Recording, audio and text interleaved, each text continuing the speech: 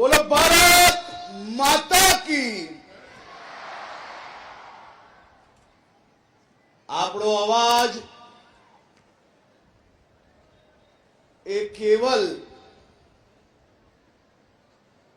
આ સ્ટેડિયમ સુધી સીમિત ના રહેવો જોઈએ। વડોદરા અને ગુજરાતના ખૂણે ખૂણેથી મારા વડોદરાના નौजवान મિત્રોનો દેશભક્તિનો આ અંદાજ એ ગુજરાતના ખૂણે ખૂણે સુધી પહોંચવો જોઈએ કે નહીં? તો બધા જ એક સાથે તિરંગો શાંતિ લહેરાવીને માં ભારતીનો નારો લગાડીશો। બોલો ભારત માતા की, ભારત માતા की। વડોદરાની આ ઐતિહાસિક અને સંસ્કારી ધરતી પરથી સૌને આઝાદીના મહાપર્વની હાર્દિક શુભકામનાઓ। જે ભારત દેશ સૌથી અનેરો છે, આ આપણો દેશ સૌથી અનોખો છે। તેવા આપણા દેશની આઝાદીના 80મો સ્વાતંત્ર્ય પર્વ આજે આપણે સૌ સાથે મળીને ઉજવી રહ્યા છે। આ વર્ષનો સ્વાતંત્ર્ય દિવસ આપણા સૌ માટે ખૂબ વિશેષ છે। આપણા દેશની આઝાદીને 100 વર્ષ પૂર્ણ થવામાં હવે માત્ર 20 જ વર્ષ બાકી છે। વડાપ્રધાન શ્રી નરેન્દ્રભાઈ મોદીએ 5 વર્ષ પહેલા વિકસિત ભારત 2047નું લક્ષ્ય એ દેશવાસીઓને આપ્યું હતું। આ ભવ્ય લક્ષ્યને પાર પાડવા આપણી પાસે હવે માત્ર 20 જ વર્ષ બાકી છે। ત્યારે આપણે આ આવનારા 20 વર્ષ એ આપણા સૌ માટે અમૃત કાળની સાથે સાથે આપણો કર્તવ્ય કાળ પણ છે। આ મા ભારતીને પરમ વૈભવના શિખરે બિરાજમાન કરવાનું સપનું આપણે સૌએ સાથે મળીને પૂરું કરવાનું છે। આ માટે આપણે સૌએ સાથે મળીને પાછલા 5 વર્ષમાં આપણે સ્વમૂલ્યાંકનના માધ્યમથી નક્કી કરવું પડશે કે આપણે આ દિશામાં શું હાસિલ કરી શક્યા, અને સાથે સાથે આપણે નક્કી કરવાનું છે કે આપણે કયા નવા ટાર્ગેટ હાસિલ કરવાના છે। માટે 80મો સ્વાતંત્ર્ય દિવસ એ માત્ર ઉજવણી નથી, આ પર્વ આગામી 20 વર્ષના આયોજન માટે આપણા સૌ માટે એક મહાન પ્રેરણા છે। ગુજરાત અને ગુજરાતના નાગરિકો એક સાથે મળીને ઐતિહાસિક સ્પીડથી આ દિશામાં આગળ વધી રહ્યા છે। આજે જ્યારે આપણે સંસ્કારી નગરી વડોદરામાં રાષ્ટ્રીય પર્વની ઉજવણી કરી રહ્યા છે, ત્યારે ગુજરાતની આ ભવ્ય વિકાસ યાત્રાની મારે વાત કરવી છે। આપના ગૌરવવંતા ઐતિહાસિક વારસાથી લઈને સ્થાનિક ક્રાંતિની આજે વાત કરવી છે। વિકાસ ક્રાંતિમાં અગ્રેસર ગુજરાત એ અંગ્રેજો સામેની આઝાદીની લડાઈમાં પણ સૌથી અગ્રેસર હતું। આપણી આ માટીએ અનેક સપૂતો અને વીરાંગનાઓને જન્મ આપ્યો છે। તેમને લંડનમાં સશસ્ત્ર ક્રાંતિવીર કચ્છના શ્યામજી કૃષ્ણ વર્માની આજે યાદ આવે છે। તેમણે લંડનમાં ઇન્ડિયા હાઉસની સ્થાપના કરી। સૌરાષ્ટ્રના સરદારસિંહ રાણાએ ક્રાંતિકારીઓની શસ્ત્ર અને આર્થિક મદદ કરી। નવસારીના મેડમ ભીખાઈજી કામાને આપણે ક્યારેય ભૂલી ના શકીએ। તેમને જર્મનીમાં સૌ પ્રથમ વખત ભારતનો રાષ્ટ્રધ્વજ એ દુનિયામાં ફરકાવ્યો એવા મેડમ ભીખાઈજી કામાને આજે આપ સૌ વતી હું નમન કરું છું। યુવાનોને બલિદાનમાં શહીદ વિનોદ કિનારીવાલાનું નામ આજે પણ અમર છે. આમ ક્રાંતિનો માર્ગ હોય, સત્યાગ્રહનો હોય કે પછી બંધારણનું ઘડતર હોય, ગુજરાતના આ તમામ નામી અનામી સપૂતોએ ભારત માતા માટે પોતાનું સર્વસ્વ બલિદાન આપ્યું છે. દેશના સ્વાતંત્ર્ય સંગ્રામમાં ઇતિહાસમાં ગુજરાતના બે મહાન સપૂતોનું નામ સુવર્ણ અક્ષરે લખાયેલું છે. આ બે વિરલ સપૂતો એટલે પૂજ્ય મહાત્મા ગાંધીજી અને સરદાર વલ્લભભાઈ પટેલ. આ બંને આઝાદીની લડાઈમાં વિઝનરી આગેવાનો હતા. તેમને આઝાદીની લડાઈને એક નવી અને ચોક્કસ દિશા આપી હતી. ગાંધીજીએ આઝાદીની લડાઈમાં સામાન્ય માણસની લડાઈ બનાવી. સરદાર વલ્લભભાઈ પટેલ પાસે આઝાદીનું વ્યવહારિક અને સંગઠનાત્મક વિઝન હતું. મારે આજે અહીંયા બેઠેલા યુવાનોને એક વાત કહેવી છે. તમે સૌ લોકો ટેકનો સેવી છો. મારી આપને વિનંતી છે કે આ 80માં આઝાદીના પર્વ નિમિત્તે તમે આજે એક નાનું એવું ગૂગલમાં એક સર્ચ કરજો કે ઇટલીના 9 પ્રાંતોને સાથે લાવવા માટે કેટલા વર્ષ લાગ્યા હતા. એવું જણાવે છે કે ઇટલીના 9 પ્રાંતોને સાથે લાવવા માટે 23 વર્ષ લાગ્યા હતા. એ જ રીતે જર્મનીના 40 પ્રાંતોને સાથે લાવવા માટે 9 વર્ષ લાગ્યા હતા. પણ ભારત દેશના 562 જેટલા રજવાડાઓને ભેગા કરીને એક ભારત કરવા માટે સરદાર સાહેબે માત્ર ને માત્ર 18 મહિનાની અંદર આપણું ભારત એક કર્યું. જો આ એક ના થયું હોત ને તો આજે કાશ્મીર જવા માટે અહીંયા બેઠેલા સૌ યુવાનોએ પાસપોર્ટ પર વિઝા લગાડવો પડતે. રામ મંદિરના દર્શન કરવા જવા માટે તમારે લોકોએ વિઝા લેવા પડતે.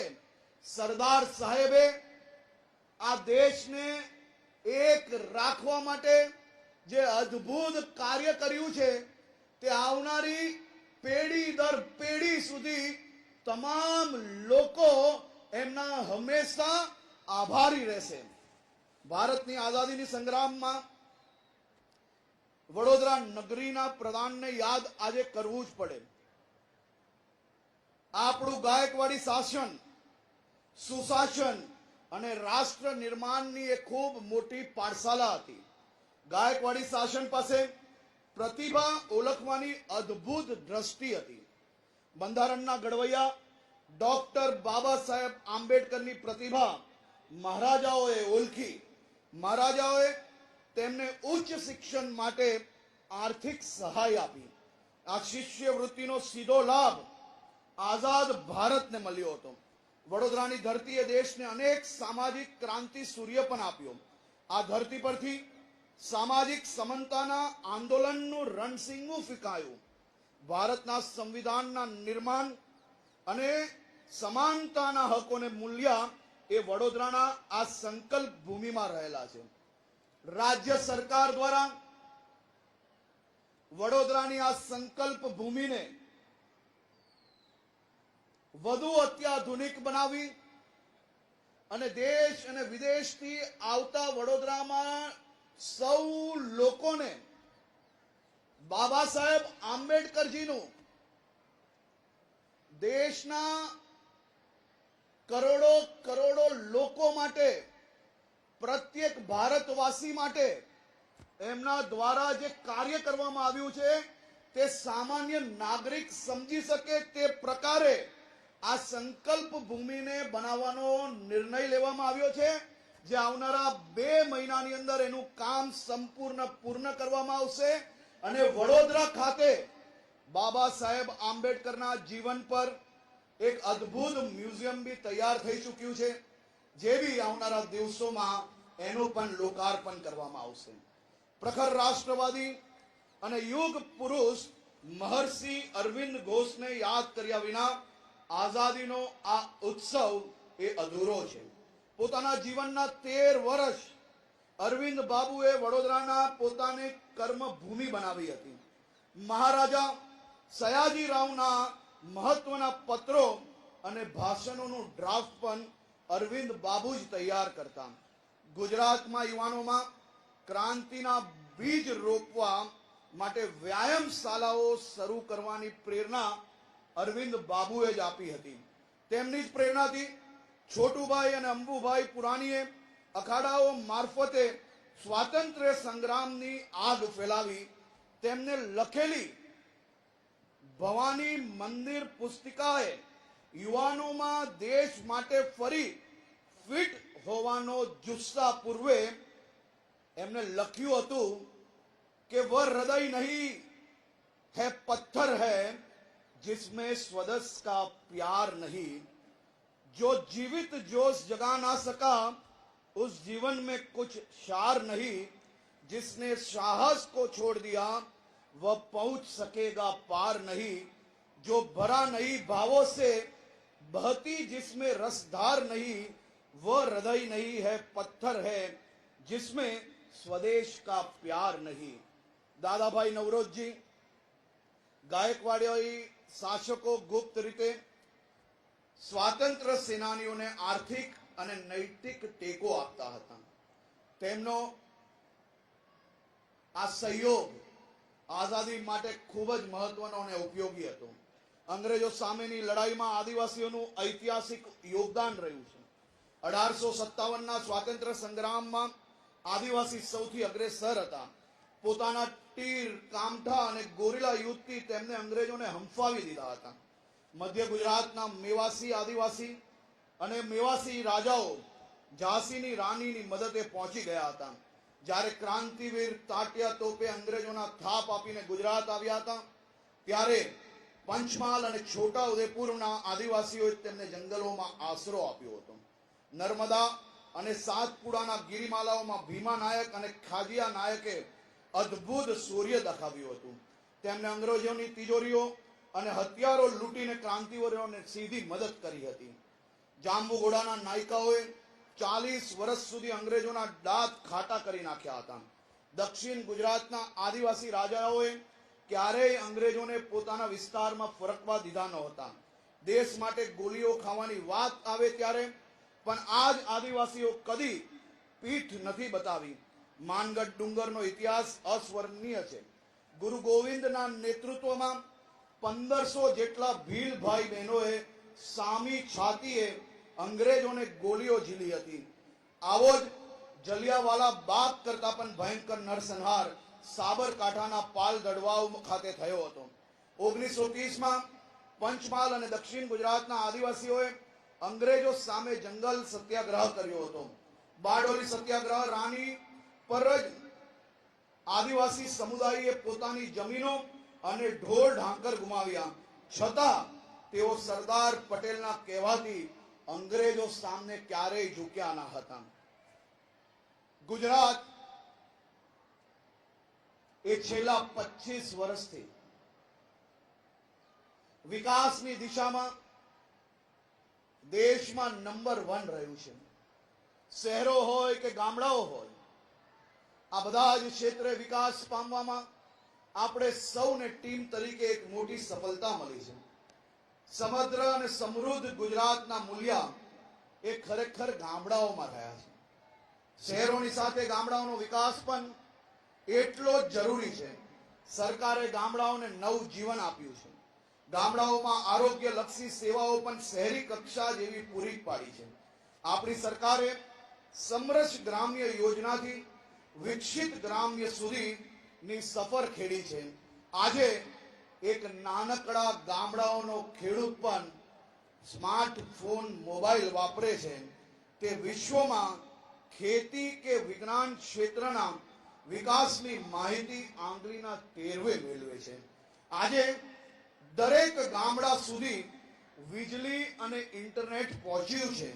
વડાપ્રધાન શ્રી નરેન્દ્રભાઈ મોદી દિલ્હીથી ખેડૂતોના ખાતામાં સીધા જ દર વર્ષે 6000 રૂપિયા મોકલે છે. ખેડૂત આ રૂપિયા જમા થયાની સાથે એને ઘડીભરમાં માહિતી મળી જાય છે.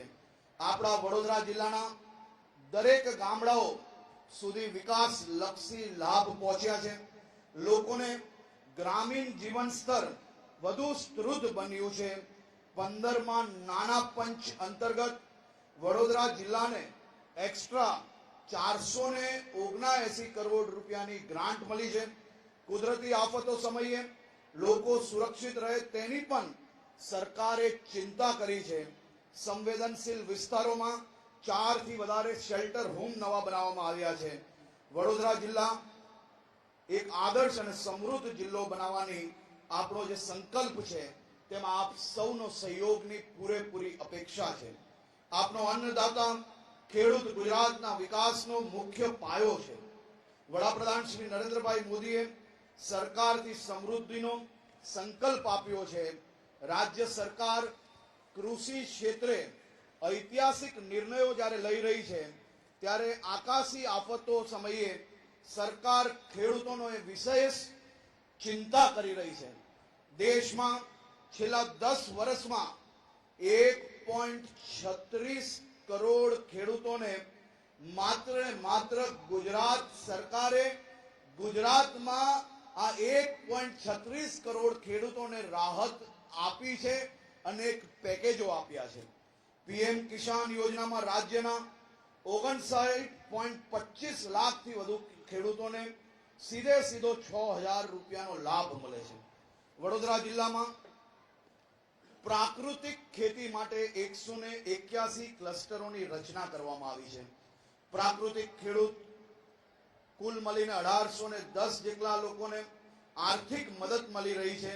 308 મોડલ ફાર્મ તૈયાર કરાવી લેવામાં આવ્યા છે. ખેત પેદાશોનો સારો ભાવ મળે તે માટે 38 વેચાણ કેન્દ્રો કાર્યરત છે. ખાસ કરીને આ વર્ષે આપણે વંદે માતરમના 150 વર્ષ પૂર્ણ થયા છે. આ વર્ષે આપણા ગીત રાષ્ટ્રગીત વંદે માતરમની રચનાને 150 વર્ષ આખું દેશ ઉજવી રહ્યું છે. બંકિમ ચંદ્ર ચેટર્જીએ રચેલી આ મહામંત્રએ આઝાદીની લડાઈમાં નવા પ્રાણ પૂર્યા હતા. વડાપ્રધાન શ્રી નરેન્દ્રભાઈ મોદીએ આ ગીતને મોટું ગૌરવનું લક્ષ્ય બનાવ્યું છે. સરકારે વંદે માતરમને રાષ્ટ્રગાન સમાજને સર્વોચ્ચ દરજ્જો આપ્યો છે. સુજલામ સુફલામ મલયચ શીતલામ સસ્ય શ્યામલામ આ પવિત્ર શબ્દોમાં સર્વાંગી વિકાસનું ભવ્ય વિઝન છુપાયેલું છે. ગુજરાત સરકારે આ ગીતને જ પોતાનો વિકાસ મંત્ર બનાવ્યો છે. મિત્રો, દાયકાઓ પહેલા આપણે પાણી માટે ગુજરાતમાં વલખાતા હતા, પરંતુ નરેન્દ્રભાઈ મોદીની દીર્ઘ દ્રષ્ટિથી પાણીની સમસ્યા હવે ભૂતકાળ બની ગઈ છે. વડોદરાની અંદર ખાસ કરીને જલ સંચય અને પૂર નિયંત્રણની ખૂબ વિશેષ કામગીરીઓ કરવામાં આવી છે. પૂર નિયંત્રણ અને જલ સંચય માટે વ્યાપક કામગીરી હાથ ધરાઈ છે. સાવલીના પોઈચા કનોડા ખાતે મહી નદી પર નવીન વિયરનું કામ પ્રગતિમાં છે. વિશ્વામિત્ર નદીમાં 29.27 લાખ ઘન મીટર ડીશિલ્ટિંગનું કામ પૂર્ણ કરવામાં આવ્યું છે. પૂર રાહત માટે વિશ્વામિત્રી નદી પર 13 અને સૂર્યા નદી પર 5 ચેકડેમો બનાવવામાં આવ્યા છે. રાજ્યનું ગ્રીન કવર વધારવા માટે આખા ગુજરાતમાં ગુજરાતના નાગરિકો સાથે મળીને આપણે ખૂબ જ સફળતાપૂર્વક પ્લાન્ટેશનનું કામગીરી ચાલી રહી છે. વડાપ્રધાન શ્રી નરેન્દ્રભાઈ મોદીએ આપણને વંચિતોનો વરીયતા અને મંત્ર આપ્યો છે. આપણી સરકાર આદિજાતિ વિસ્તારનો સર્વાંગી વિકાસ માટે કટિબદ્ધ છે. આદિવાસી વિસ્તારોમાં માળખાકીય સુવિધાઓમાં મજબૂત કરાઈ રહી છે. પ્રધાનમંત્રી ગ્રામ સડક યોજના અંતર્ગત પ્રથમવાર 1614 પારાઓને જોડવામાં આવ્યા છે. અહીં 2600 કરોડના ખર્ચે 2020 કિલોમીટર પાક્કા રસ્તાઓ બનશે. આદિવાસી ખેડૂતોની સમૃદ્ધિ માટે સિંચાઈ યોજનાઓને વેગવાન બનાવાઈ છે, જેમાં 650 કરોડની તાપી કરજણ લિંક પાઇપલાઇન યોજના શરૂ કરાઈ છે. પંચમહાલ અને દાહોદમાં 1100 કરોડના વિકાસ કામો હમણાં થઈ રહ્યા છે. અંબાજીથી ઉમરગામ આદિવાસી બેલ્ટમાં સિંચાઈની મોટી સુવિધાઓ ઊભી કરાઈ છે. અહીં અંદાજે 3500 કરોડના ખર્ચે ઉદ્વહન સિંચાઈ યોજનાઓ કાર્યરત કરાઈ છે. ખાસ કરીને મારા વડોદરા જિલ્લાના આદિવાસી ભાઈ બહેનો યુવાનો માટે, વડોદરા અને આસપાસના જિલ્લાઓમાં વિદ્યાર્થીઓ માટે નવા 3 છાત્રાલય બનશે. ડભોઈ ખાતે 160 વિદ્યાર્થીઓની ક્ષમતાવાળું સરકારી કુમાર છાત્રાલય બનશે. ડભોઈ 160 ક્ષમતાનું સરકારી કન્યા છાત્રાલય બનશે. વાઘોડિયા ખાતે પણ 160 વિદ્યાર્થીની ક્ષમતાના સરકારી કુમાર છાત્રાલયનો પ્રસ્તાવ મુકાઈ ગયો છે. વડોદરાના પૂજ્ય ઠક્કર બાપા સરકારી કુમાર છાત્રાલયની ક્ષમતા બી 185 થી વધારીને 500 કરાશે. મીરા કન્યા સરકારી છાત્રાલયની ક્ષમતા 130 થી વધારીને 160 કરવામાં આવશે અને વાઘોડિયાની સરકારી કન્યા છાત્રાલયની ક્ષમતા 50 થી વધારીને 160 કરવામાં આવશે. ગુજરાત આજે ઉદ્યોગ, રોકાણ અને રોજગારી ક્ષેત્રે દેશમાં રોલ મોડેલ છે. સરકાર યુવાનોને સરકારી અને ખાનગી ક્ષેત્રે રોજગાર આપવા સતત કાર્યરત છે. 2025-26માં 1333 ભરતી મેળા યોજીને 1,15,774 યુવાનોને નિમણૂક પત્ર અપાયા હતા. છેલ્લા 5 વર્ષમાં 7,403 મેગા રોજગાર ભરતી મેળા યોજાયા, જેથી રાજ્યમાં વધુમાં વધુ યુવાનોને રોજગારીની તકો મળી શકે. આજે આઝાદીના આ 80મા મહાપર્વ નિમિત્તે હું મારા સૌ યુવાન મિત્રોને વિનંતી કરવા માંગુ છું કે દેશને આજે શહાદતની જરૂર નથી. આજના સમયની માંગ છે કે આપણે સૌ સાથે મળીને, કોઈ બી પ્રકારની જાતિ પાતિ નહીં, કોઈ બી પ્રકારના વાદ વિવાદો નહીં, ફક્ત ગુજરાતી તરીકે, ભારતીય તરીકે આપણે સૌ સાથે મળીને આપણા ગામની, જિલ્લાની, શહેરની, રાજ્યની, દેશની પ્રગતિમાં આપણે સૌ લોકો સહયોગી થઈએ. આપણે સૌ લોકો આપણી જવાબદારીઓ નિભાવીએ. આપણે સૌ લોકો આપણા રાજ્યને સ્વચ્છ રાખવા માટે આપણે સૌ લોકો સહભાગી થઈએ.